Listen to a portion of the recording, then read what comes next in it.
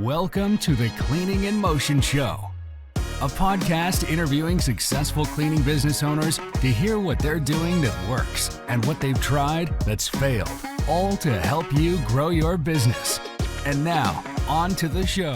So hello, everyone. Welcome to the Cleaning in Motion Show. I'm excited to have Scott Sitton, Regional Director of Stratus Building Solution of Portland, in today's show. How are you, Scott?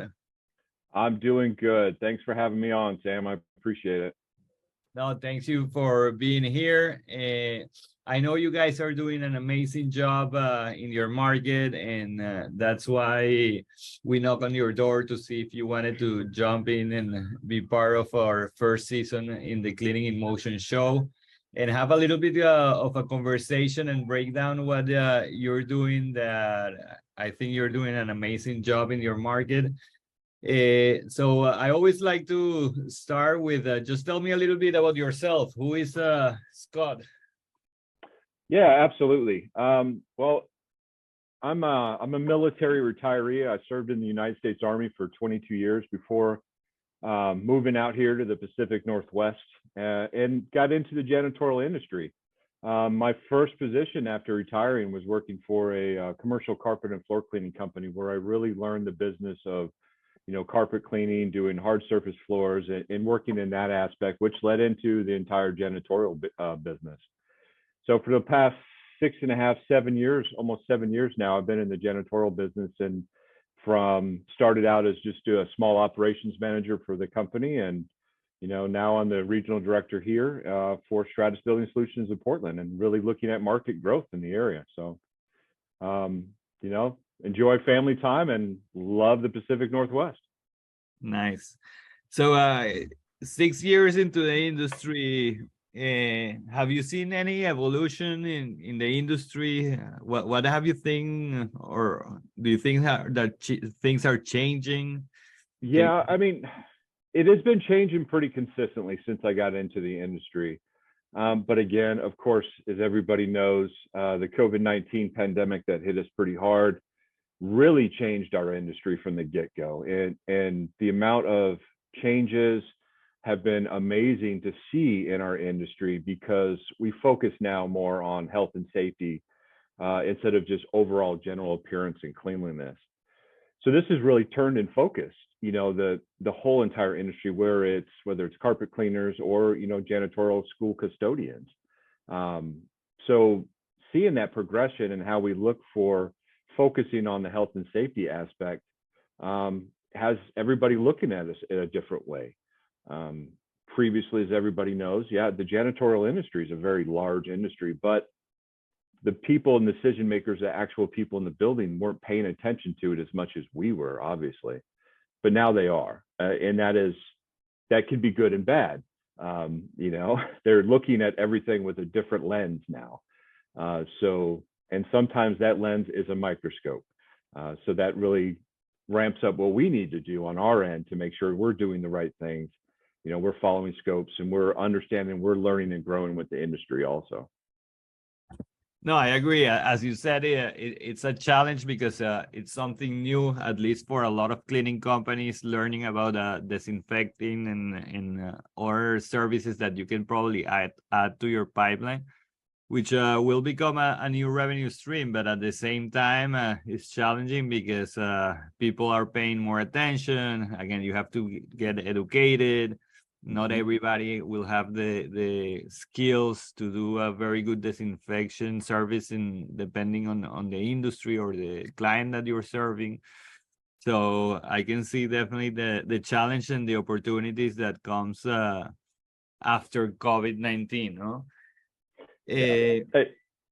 Absolutely. I mean, the training piece of it too, we're constantly having to evolve and train.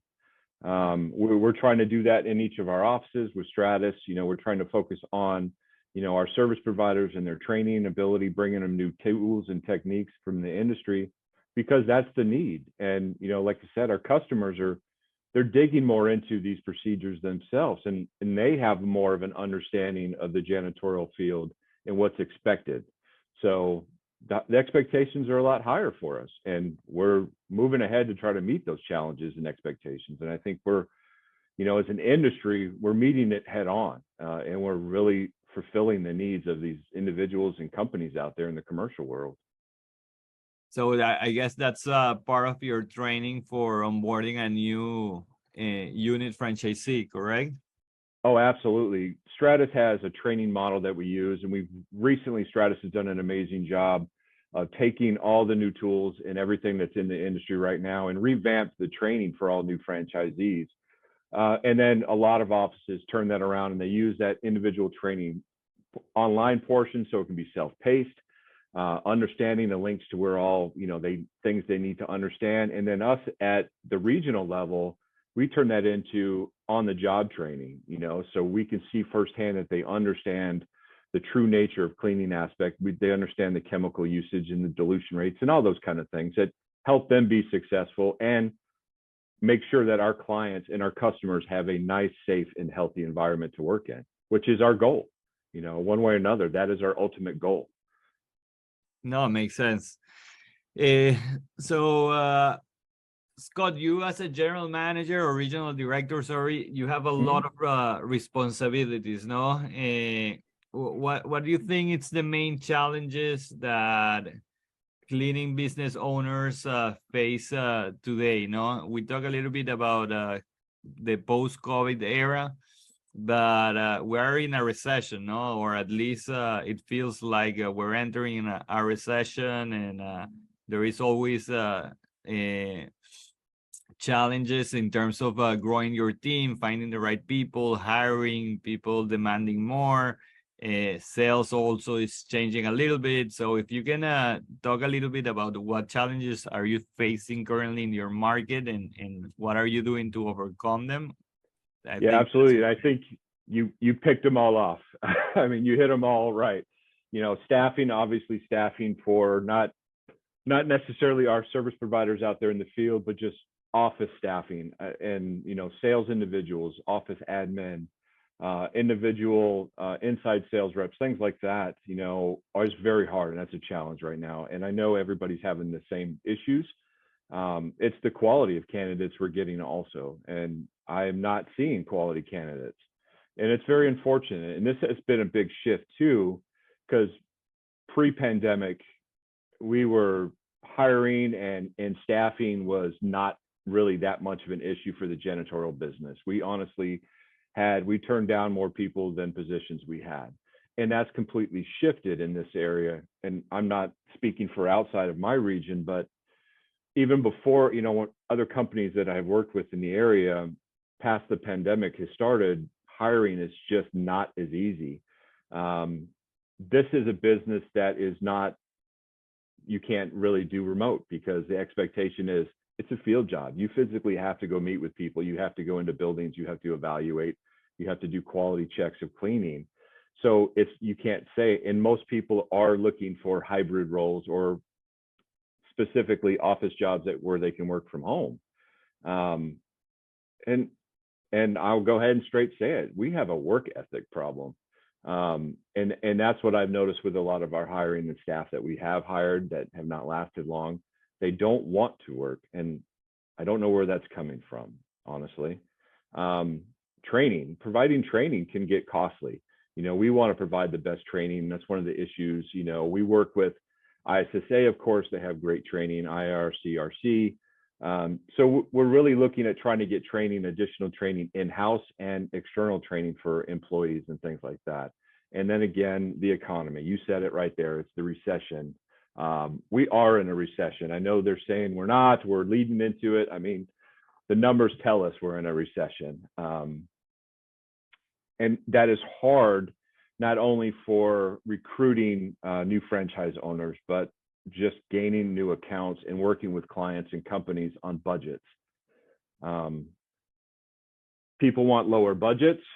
Cost of hiring and training individuals is going up. So the balance there is we obviously have to change our rates to meet to where we're business. We also have to be profitable. We can't be, underwater and still provide these great services. But it's challenging for individuals, especially smaller companies who really want that cleaning service to provide health and safe environment for their employees, but they literally cannot afford it anymore. or they are concerned about next year's budget, so they take it out of the budget and they try to go in-house. A lot of cost savings measures. We have been working with a lot of clients locally for that exact reason. We're changing scope, we're changing frequencies, and we're telling clients that right off the get-go. This is what we are going to recommend, for the type of building and, the amount of people that work in your building. But we're also saying, we want to work with you. We want to work within your budget. So let's figure this out so you can, have this, cleaning service for your building. And I think that is right now our biggest challenge, honestly, is closing accounts and working with these customers to meet budgets. Budgets and services, cost of goods for companies are not matching. And that's where it is. And that's kind of the biggest challenge we have right now. No, I hear you. Plus, inflation is hitting everybody, in their pockets. And I would imagine that you have also had to raise your prices, last year or this year. Did you guys raise prices? We did. We did at the beginning of the year, probably around the February timeframe, February, March. We did have to raise prices, and we had to do it, a bottoms up and look at everything, cost of goods for everything, our supplies coming in, right down to franchise kits, vacuums, and the chemicals, because we have proprietary chemicals that we use. Stratus branded, set that we expect, people to use, and cost for everything has gone up. We have tried to keep those minimal, especially for franchise owners who purchase from us, and adding that into our bid. So we're really looking at every little detail of every proposal that we do, right down to where, okay, we have to do a deep dive and say, where can we save money for the customer to make sure that we maintain these services? And a lot of it is, cutting down and helping them source a different vendor for consumables, which consumable prices are shooting up quickly. Toilet paper, paper towels, everything they need in their buildings.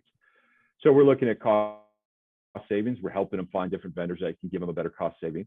And then we're looking at scope of services is our biggest thing, and saying, okay, we could probably, I know you have these office spaces right now, they're currently being vacuumed every day. Well, your people are not in the office, but maybe 2 to 3 days a week. So let's change the scope on vacuuming, and we can save, a lot of time on vacuuming and do it once a week, and focus areas once a week and set a schedule, and we can save them a good amount. So we have to literally look at every aspect of it to help save costs and keep accounts and keep people working. No, I think your approach is the correct one. We talk with cleaning owners all the time, and a lot of people are obsessed competing with pricing, which is a terrible strategy for any business. It doesn't matter what you sell. And other people are just simply afraid to raise prices because they think that their clients will leave. And what I tell them is that as long as you do an amazing job, you have constant communication with them, you can show them your value, they will stay with you, So with that said, did you saw an impact when you raise prices? Did you lose a big percentage of your clients? Did your retention stay the same? We had a couple, really our prices for our current customer set, we made that the most minimal impact and change. We really looked at each one of them, and some of them, for the scope that we were doing, we kept the pricing the same because we didn't want to raise prices on them because they're smaller. And if we did, we had to work with them because we probably would have lost them. We did lose a couple smaller clients due to costs. They just could not manage it, and we couldn't lower prices, to meet their budget at that time. So that was part of the problem. But as we moved forward with all new reoccurring and new accounts, our pricing structure has changed. But again, we really have to fine tune that. And it has to be, it can't be a level across the board and say, this is our set pricing structure across the board. We really have to look at each client individually, who we have in place doing the cleaning. So it's a lot of work to really look at these, but our clients have been very receptive of it, and they understand the reasoning behind it. I think a lot of the pushback's been on consumables because, again, those prices have greatly increased. But again, we've worked with them on those. It's a battle every day, especially new clients. Possibility of losing, not getting a proposal, and they're not accepting our bid. But once we go in there, we explain the difference between us and any other service provider and the quality levels that we really focus on. We've been really good this year so far. How many clients do you serve, give and take? Here in the Portland market, it fluctuates a little bit. A majority of our reoccurring services, we probably have a little over 50 clients that we serve in this area, but we also have a lot of one-time service specials that we do for customers, and that's all we do for them. We'll come in once or twice a year, do carpet cleaning. So those customers are probably in the hundreds in the area, and they're coming back to us to do it recurring, for those carpet cleaning, hard floor care services, window cleaning, things that we really jumped into, pressure washing. So those have really increased, and it hasn't been an issue. Yeah. No, I think the takeaway and what I like about you is that you're willing to work with the client, and in some cases, because it's a small client, you don't want to lose them and you keep the price. But with others, just adapting to the current situation, if they know that the client or their employees are not going to the office every day, you are giving the first step, and proactively telling them maybe you don't need 5 times per week cleaning services. And as you work with them, you're able to raise the prices and you find a common ground where they can still stay. Most clients are probably raising their own prices to their customers, and that's the reality that we all live. So we have to adapt. And yeah, we absolutely have to adapt. We have no choice with the cost of goods, and inflation shooting up every day. We have to work with our customers, and I think if you don't, then you are going to lose that customer, and you kind of lose that customer is going to lose some confidence in you because you're not willing to work with them, or you're just set forward and saying, nope, my prices are my prices. We look at everybody, and our bottom line for us at Stratus, the person doing the cleaning, that service provider is the most important thing to us. Yeah. This is somebody's business and their livelihood. It's very important to us to keep them moving, so that way they can provide for their families. And when it wins for them, it's a win for us. It's a great team effort we always put in there, because we work with our service providers when we have to make a change like that. We want them to understand what's happening and accept it before the client does too. So it's a little bit different than a normal cleaning company with us having franchisees out there doing our cleaning. We work with them very closely on any price changes also. I hear you. So Scott, we were talking a little bit about hiring. I know you have a great sales team, and I believe you guys are around between 4 or 6 people, correct? Yes.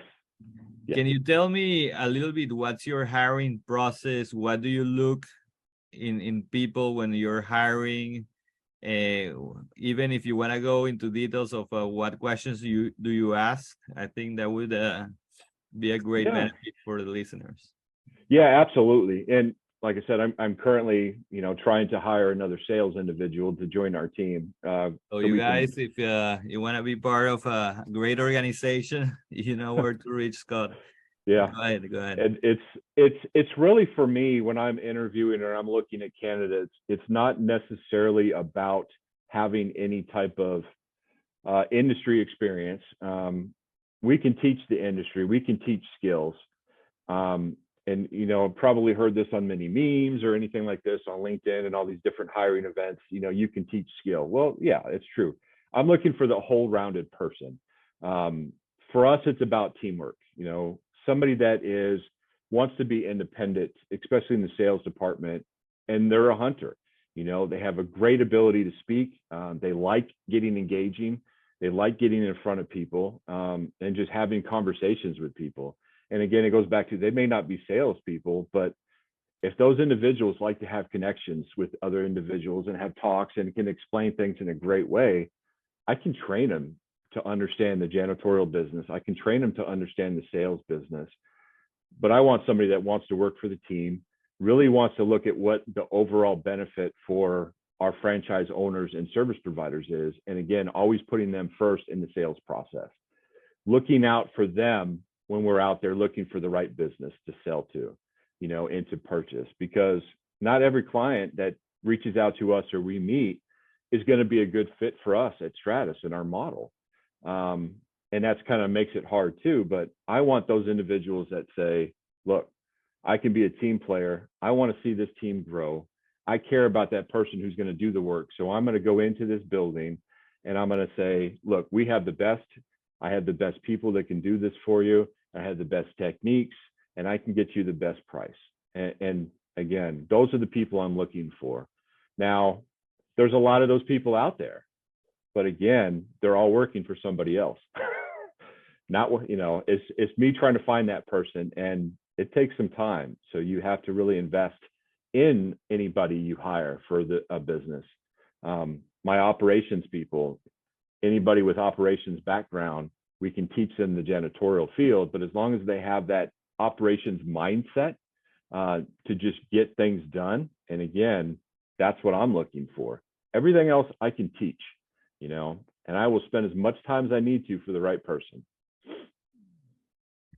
So I want to summarize a couple of takeaways that I think are great for everyone to hear, no? And one is that I'm in the other side as a marketing agency, no? We are constantly being demanded that I need more leads because my sales rep needs to work. They're sitting in the office.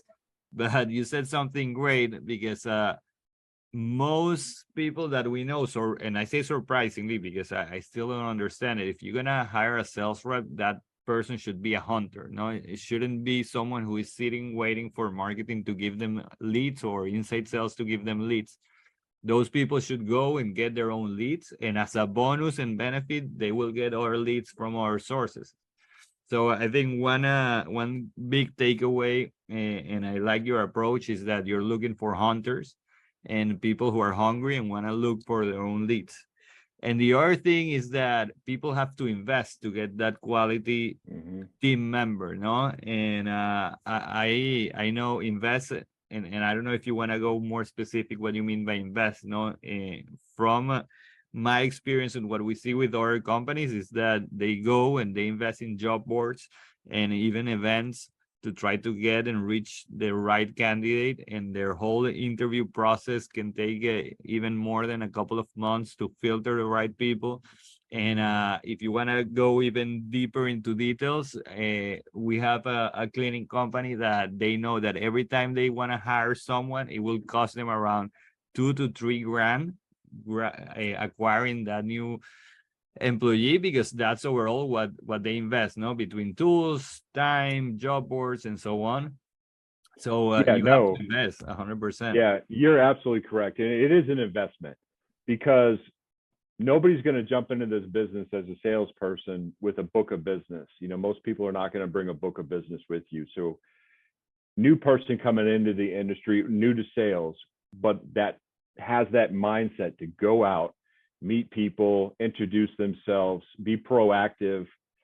Yeah, my salespeople, if they're not out in the field on appointments, they're cold calling or they're driving around areas that we have already decided we want to target, and they're going in there. You know, they're using techniques, bringing donuts to the receptionist, you know, every day, stopping in and making that, having conversation with them, you know, to get to the decision maker, at least get a presentation meeting. So, you know, there's a lot to it, but, you know, finding that person and training them, the first couple of months, you're going to be paying them for like less. We have a base salary and then a commission schedule for everything they sell.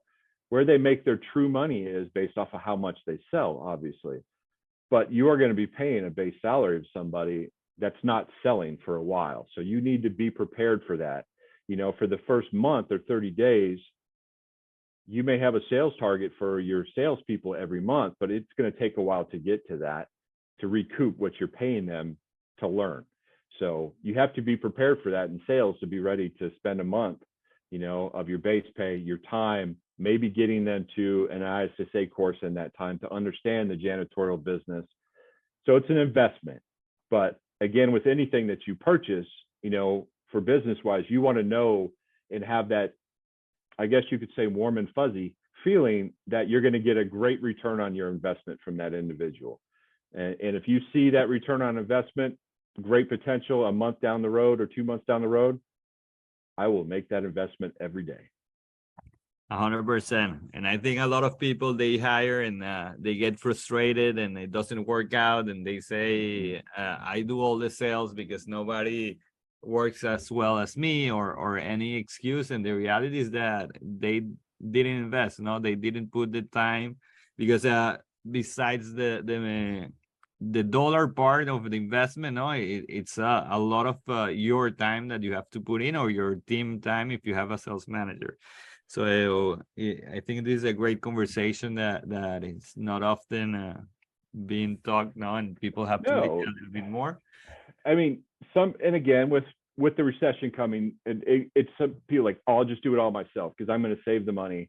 But you're not going to get and expand, because if you're trying to run your business, you can't be the salesperson for your business. You really can't, because what's going to give? Are you your time doing sales, or your time running and managing your business and making sure it stays afloat and it's going the right direction? It's very hard to do both when you're trying to grow the business. So you have to make that investment with somebody that you have interviewed, you have a great feeling about them, and you think that they're going to, you're going to get a great return on your investment. Then you have to let them loose. You have to, so you can manage your business. And that's, I think, trying to be the ultimate sales and manage your own business at the same time is a mistake. It's you're not going to grow as fast, and it could cost you more in the end. It's going to cost you clients and revenue coming in. Correct. So to move forward with the conversation with the sales part, no, can you tell a little bit, or if can you share a little bit how you guys are currently getting commercial cleaning contracts? A couple of strategies that and I wouldn't be surprised with the answer, no, because sometimes the answer is more simple than people expect. People are always looking for that diamond under the rock that they can use, no? But yeah, I hear it all the time in corporate meetings, and all the the regions talk, and we hold our meetings, and what's working for you, what's working for you. I would like to say there's a one size fits all type answer to this, but there really is not. For sales, every account that I have since I've been in this business that we are trying to get is different than the other one, and you have to treat them all differently, and you have to tailor your selling technique based off the needs of the client, and not only the needs of the client, but how that client communicates with you, the things that the client is saying, and are they going to be easy to work with? Are they going to be hard to work with? So the sales technique is different every time. But for us, we focus on, we use probably a combination of everything. We use third-party vendors. Obviously, we use Cleaning in Motion for our account sales. Working with the account Cleaning in Motion folks has been amazing. So I'll go ahead and give you a plug there, Sam. thanks. But we use other ones. We SaleBot and all these other ones that send us lead generation. But between Cleaning in Motion and a couple other, our biggest thing is getting out there in the field for us and our salespeople, knocking on doors, introducing. We have set up partnerships here with other businesses that are like-minded and do business like us, but not with us. We're not competitors. So, for example, restoration companies, large-scale commercial restoration companies that you have that fire emergency or a large flood, like ServPro, but smaller ones in our local area, we're targeting the same companies, to do their commercial cleaning, and they're targeting the same ones to be that person that they call, when something happens in the middle of the night or minor construction needs to happen because of this. So we partnered with a couple of them. So we share leads, and when we have a lead, if it fits into something that they're working with, we introduce them to, that account manager. And so we've built some partnerships like that, and that's really helped grow our business in the area. So you really have to think of everything. Think outside the box, stay the normal lane, which works sometimes. And then you have to just jump around and work whatever in your particular area.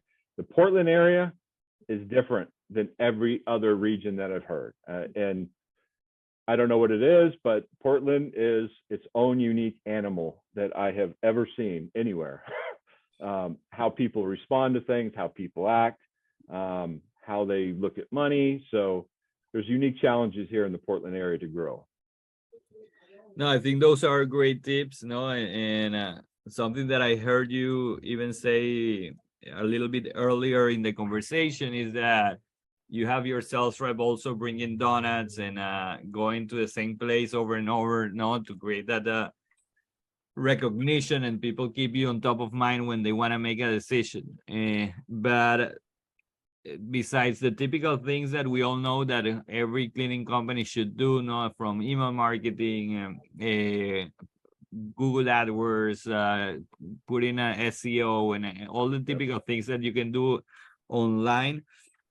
Something that I don't hear often, and we're trying also to implement here in Miami with another partner of ours, is partnerships. You know, there are so many other industries that can complement the cleaning industry. Yes. You say the commercial restoration, which is a great example. For example, here in Miami, we have a huge vendor that he's a coffee provider, but the decision maker of who is gonna get the coffee brand or the coffee machine is a facility manager, it's an operation manager, it's the admin. It's exactly the same person that you as a cleaning company should be reaching out. So there is an overlap like that in a lot of industries, that if you spend a little bit of time thinking and brainstorming with your team, with your sales team, and making a list of people that you can help and they can help you, sometimes that's even better than hiring an inside salesperson that can make I don't know, 3-5 appointments per week, no. And Correct. so I think you hit you hit that strategy in the nail there, and it's something that we can even have a whole lot of conversation or episode about partnerships, no. I agree. Partnerships are very important. I'm really starting to notice that here, and it's already bearing fruit. You know, just the individual and I working together, because I was meeting with him, our partner, on Friday, and I had through the LinkedIn campaign, through Cleaning Emotion, I had somebody reach out and say, "Hey, look, we're a property management company. We manage the janitorial for all of our buildings. We were looking at a contract for 2023, but they don't like the company's pricing and they want to talk to us." And so I was like, great. And I looked them up. We did our research online, and they have like 19 large office buildings, multiple levels, in the Portland area and Seattle, for my Seattle office. So talking to them, we're working with something from them, but our partner, talking to coffee, and I mentioned that to him, and he goes, "Well, I know her. I've had lunch with her. She's one of our clients." And he named off all the individuals that work in our office who we've already started contacting with. So he made a phone call right there in front of me and called the client and said, "Look, we're partners with them. If you work with us, you guys should work with them."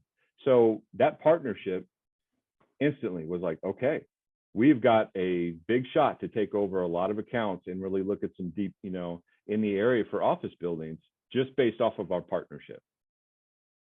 Wow, that's amazing. That's great to hear. And even though that you got your lead, no, independently, now you have someone who can potentially vouch for you, which for the potential prospect, it would be a no-brainer to hire your cleaning services. No?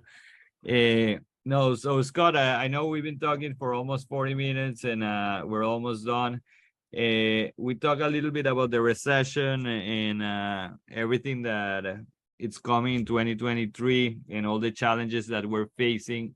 Are you doing something different to try to adapt to the social economic situation? Do you plan 2023 ahead and with something in mind? Can you talk a little bit about that?